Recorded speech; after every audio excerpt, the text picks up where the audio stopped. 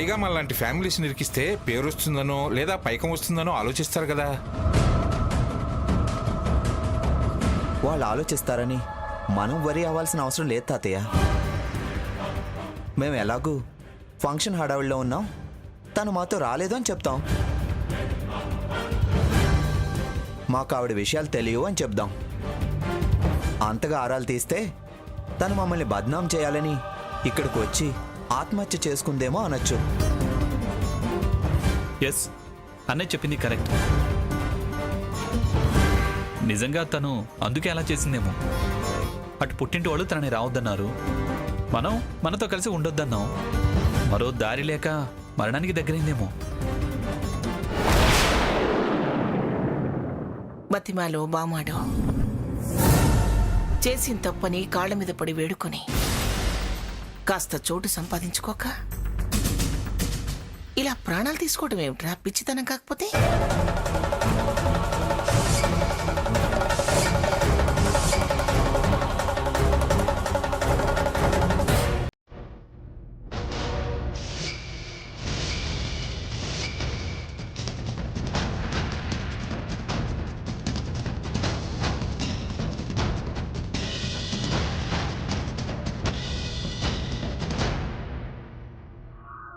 ఏంటి ఇన్స్పెక్టర్ గారు ఎలా వచ్చారు? ఏదైనా వివరాలు తెలుసుకోవడానికి వచ్చారా?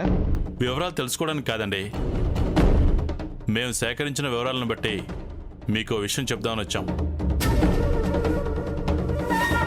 ఏంటది? ఆ అమ్మాయిది ఆత్మహత్య కాదు, హత్య.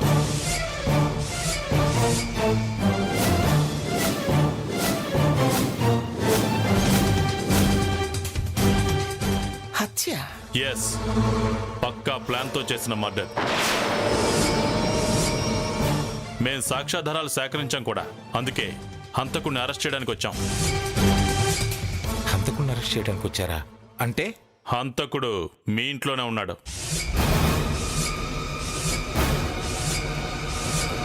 ఎస్ఐ గారు, ఏం మాట్లాడుతున్నారు మీరు? మా ఇంట్లో హంతకుడు ఉన్నాడా? అవును, మీ ఇంట్లోనే ఉన్నాడు.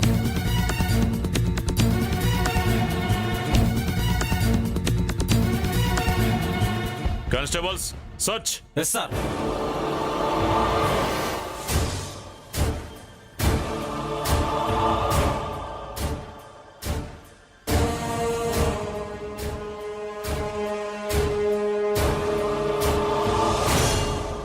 ఏమిటండి ఇది? హంతకుడు ఇక్కడ ఉండడం ఏమిటి?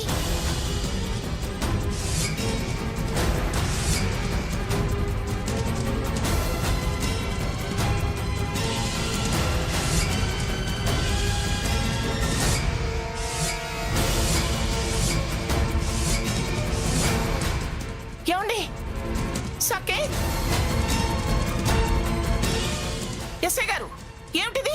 ఇతనే హంతకుడు, అందుకే తప్పించుకుని పారిపోవాలని చూశాడు. నో, నేను నమ్మను. వీడు హత్య చేయడం ఏమిటి? వీడు నా పెంపకంలో పెరిగాడు, నా మనవడు. పెంపకం వరకే మీది, ప్రవర్తనలో బుద్ధుల్ని బట్టి ఉంటాయి. ఎందుకు చేశాడో ఎలా చేశాడో మేం చెప్పిస్తాం. కానిస్టేబుల్స్ సార్, తీసుకెళ్ళండి. Okay sir. వద్దు, వాడిని తీసుకెళ్ళొద్దు. ఎక్కడో ఏదో పొరపాటు జరుగుంటుంది. వాడు హత్య చేయడు. పొరపాటు ఏం లేదండి, మేము కరెక్ట్ గానే ఇన్వెస్టిగేషన్ చేశాం. పక్కా ఆధారాలు సేకరించాకే పట్టుకెళ్ళడానికి వచ్చాం. కానిస్టేబుల్స్ సార్, తీసుకురండి. ఎస్ఐ గారు, నా మాట వినండి. ఆగండి. వద్దు, వీడిని తీసుకెళ్ళడానికి వీల్లేదు. మీకే పూచికత్తు కావాలన్నా నేను ఇస్తాను. మీ పూచీకత్తులు అతను తీసిన ప్రాణాలను తీసుకురాగలవా? నా బొందిలో ప్రాణం ఉండగా వాడిని నేను తీసుకెళ్ళనివ్వను. నేను తీసుకెళ్ళనివ్వను. చూడండి, మా విధులకు అడ్డు రాకండి, అది నేరం అవుతుంది. ఏమైనా పర్వాలేదు, వీడిని తీసుకెళ్తే నేను తట్టుకోలేను. వీడు నిరపరాధండి, వీడికేం తెలియదండి. అది కోర్టులో నిరూపించుకోండి. కానిస్టేబుల్స్ తీసుకోండి. వీడిని తీసుకెళ్ళొద్దు. వాడు హత్య చేయలేదు.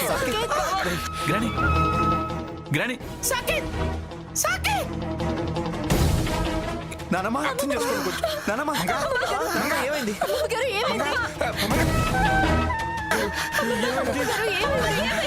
ఏంటి మా నాన్న? మంగా ఏమైంది నానమ్మా? నానమ్మా!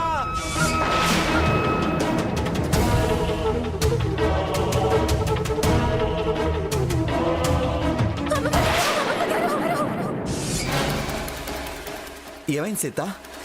పీడకలు ఏమైనా వచ్చిందా? అందుకే ఎక్కువగా ఆలోచించొద్దు అన్నాను. ఇదిగో వాటర్ తాగు.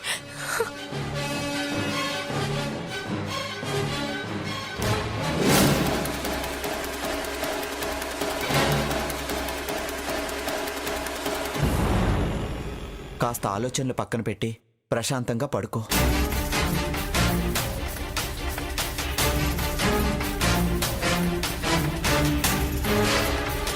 భగవంతుడా, ఈ పీడకల నిజం కాకుండా చూడు తండ్రి. పడుకో సీత, పడుకో.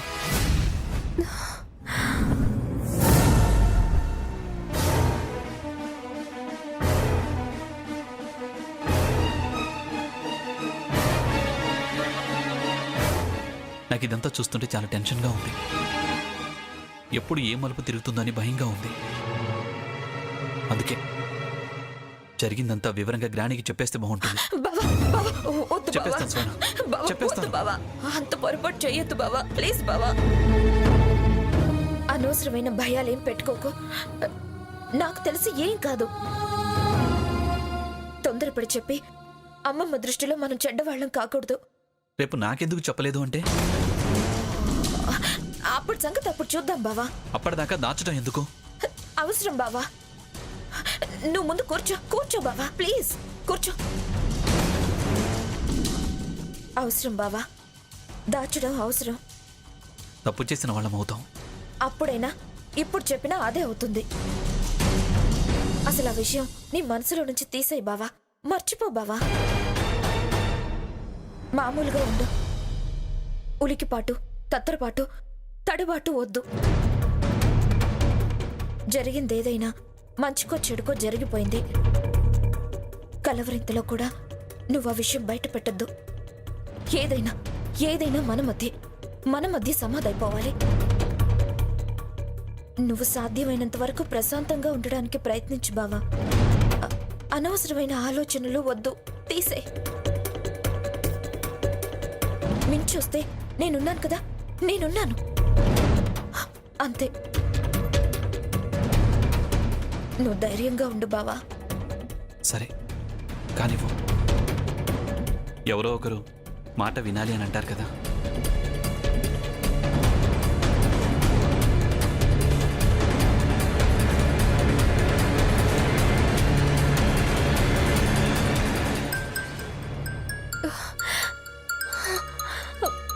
అదే నంబర్. నీకేం కావాలి? నాకేం కావాలి కాదు, నేనేం చెయ్యాలి అని అడుగు. అప్పుడు నేను చెప్పినట్టు చెయ్యాలి అంటాను, నువ్వు చేస్తాను అనాలి. అసలు నేను ఎందుకు చేయాలి? చేయను. నీ మరిది ఉరికమ్మం ఎక్కకుండా ఉండటానికి, నీ ప్రాణానికి ప్రాణమైన నీ చెల్లెల జీవితం నాశనం కాకుండా ఉండటానికి, వాళ్ళ పిల్లాడు తల్లిదండ్రుల ప్రేమకు దూరం కాకుండా ఉండటానికి.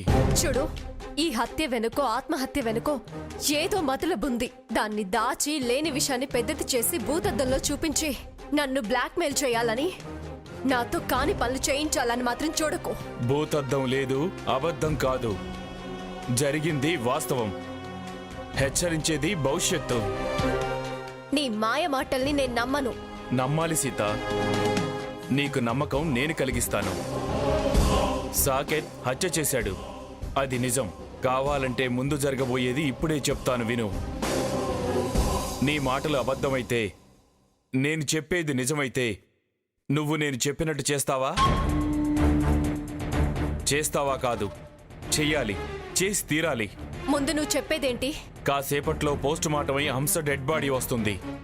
ఎంత త్వరగా ఆ శవాన్ని నామరూపాలు లేకుండా కాల్చి బూడిద చేయడానికి, ఫర్దర్ ఎంక్వైరీలో ఏ ఆధారాలు దొరకకుండా ఉండటానికి, ఎవరు వద్దన్నా ఎంతమంది కాదన్నా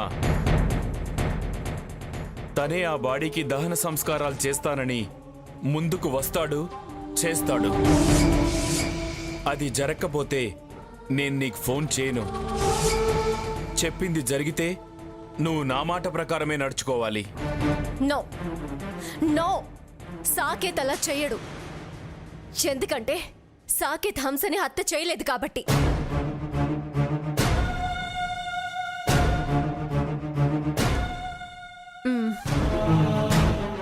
తను ఒప్పుకుంటే అలాగే, నువ్వు చెప్పినట్టు తప్పు చేసినట్టు. ఒకవేళ అలా కాకపోతే హలో హలో,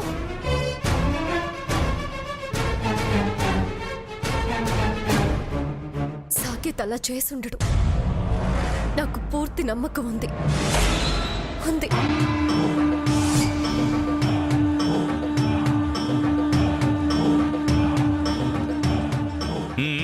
తీసుకురండి. What boys?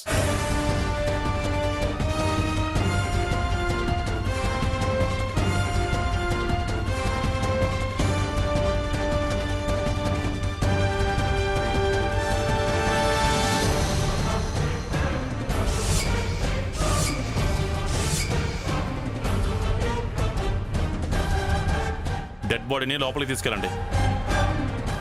ఆగండి. అసలు ఆ బాడీని ఇక్కడికి ఎందుకు తీసుకొచ్చారు? అదేంటండి, తను మీతో పాటు ఇక్కడే ఉండే మనిషి కదా. అది ఒకప్పటి మాట. తను మా నుంచి వేరుగా వెళ్ళి చాలా రోజులైంది. ఆ?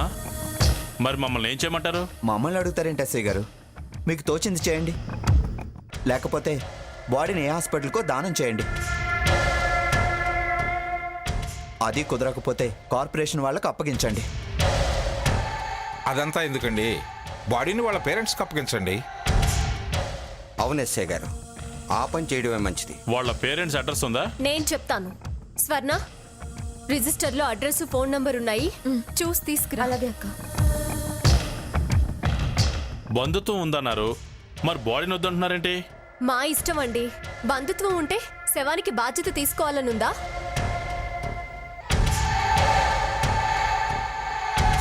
ఇదిగో అక్క,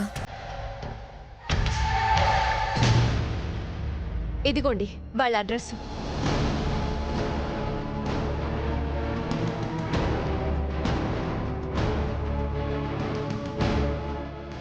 ఆగండి, మీ ఎంక్వైరీలన్నీ అవతలికి వెళ్ళి చేసుకోండి. ఎందుకండి అంత తొందరపడతారు? తొందరపడ్డమేంటి? ఎవరి శవాన్నో తీసుకొచ్చి మా ఇంటి ముందుంచింది కాక.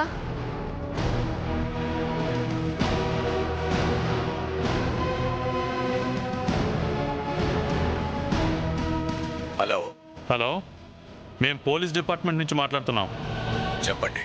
మీ అమ్మాయి హంస ఆత్మహత్య చేసుకుని చనిపోయింది. పోస్ట్ మార్టం అయింది. బాడీని తీసుకుని వస్తున్నాం. మాకు హంస అనే కూతురు లేదండి. ఒకప్పుడు ఉండేది కానీ అది చచ్చిపోయింది. ఆ బాడీకి మాకు ఏ సంబంధం లేదు. అదేంటి సార్ అలా అంటారు? మరి బాడీని ఏం చేయమంటారు? అనాథ శవంగా దహనం చేయండి. అనాథ శవంగా దహనం చెయ్యాలా? ఏం మాట్లాడుతున్నారు మీరు? అంతేనండి, చేస్తే చెయ్యండి, లేకపోతే లేదు.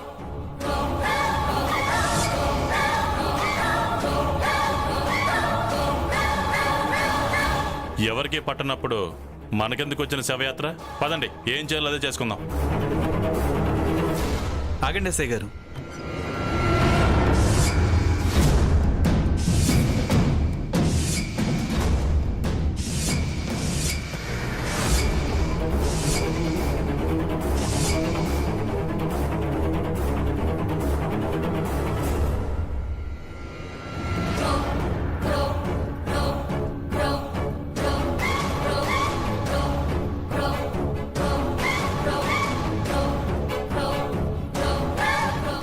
బాడీని మాకు అప్పగించండి. నేను దహన సంస్కారాలు చేస్తాను.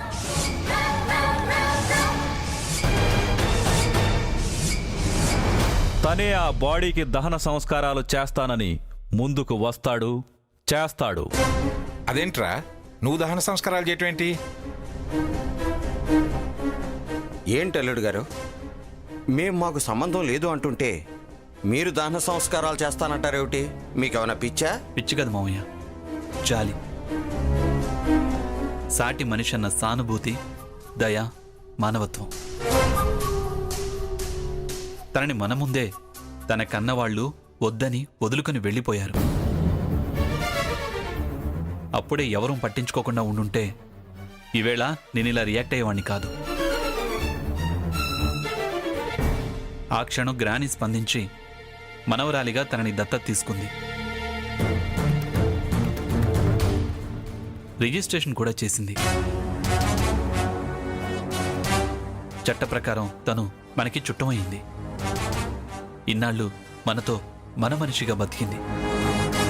ఈవేళ మనమే మాకేం సంబంధం లేదని, తన వాళ్ళు కూడా తనెప్పుడో చచ్చిపోయిందని అనాథ శవంగా దహనం చేయండి అంటే చాలా బాధ అనిపించింది.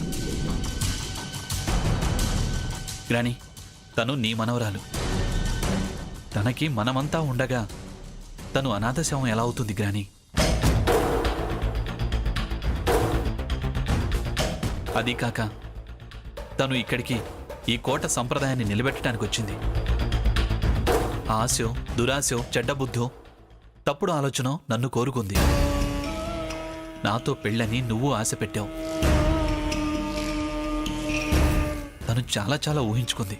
చివరికి ఏ నిరాశో తనని ఆ నిర్ణయం తీసుకునేలా చేసింది.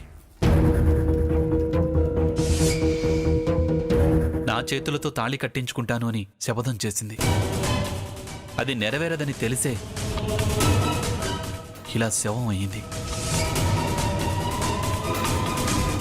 శవం మీద పగ, కక్ష అనవసరం. తాళి కట్టలేకపోయినా నా చేతులతో తను నా మనిషి అనుకునేలా నేను నా చేతులతో తల కొరివి పెడితే ఆత్మ శాంతిస్తుందని నాకు అనిపిస్తోంది. అందుకే నేనే దహన సంస్కారాలు చేస్తాను అంటున్నాను.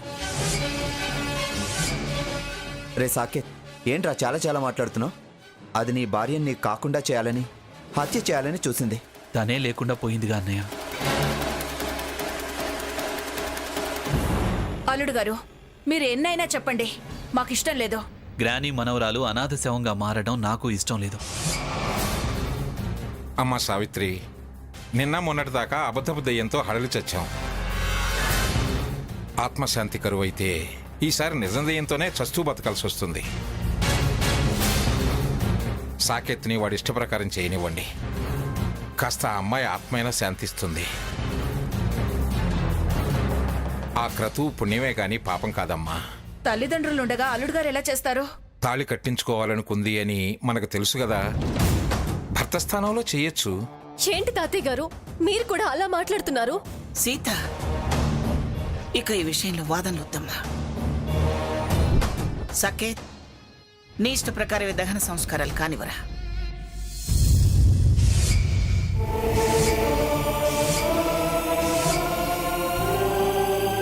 ఎస్ఐ గారు, మీ ఫార్మాలిటీస్ మీరు కానివ్వండి. Constable sir. ఇక్కడ సైన్ చేయండి.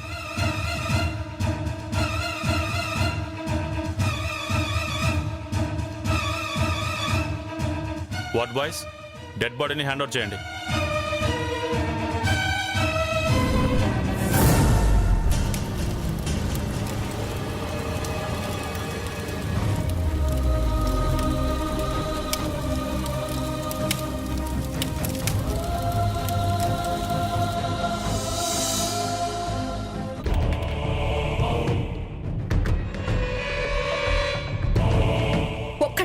ఒక్కటి కూడా ఆ దరిద్రపు దానికి సంబంధించిన వస్తువులు ఇక్కడ ఉండడానికి వీల్లేదు. అది చచ్చి పైకి పోయినట్టు దాని వస్తువులన్నీ బయట పడేసి కాల్చేయి. అలాగే అమ్మా. ఈ రూమ్ మొత్తం ఫినాయిల్ వేసి క్లీన్ చేయి. అలాగే అమ్మా. ఇంకా చూడు, ఇంకేమన్నా మిగిలినాయా? ఇవేంటి?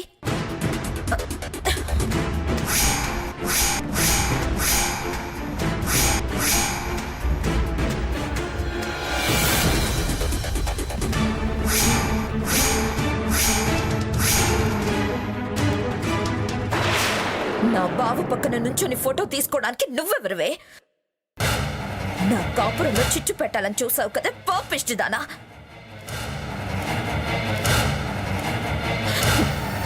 నా బావ కావాల్సి వచ్చాడే నీకు? ఎంత ఏడిపించావే నన్ను. నాటకాలు ఆడావు కదే నాటకాలు. అందుకే నామరూపాలు లేకుండా పోయావు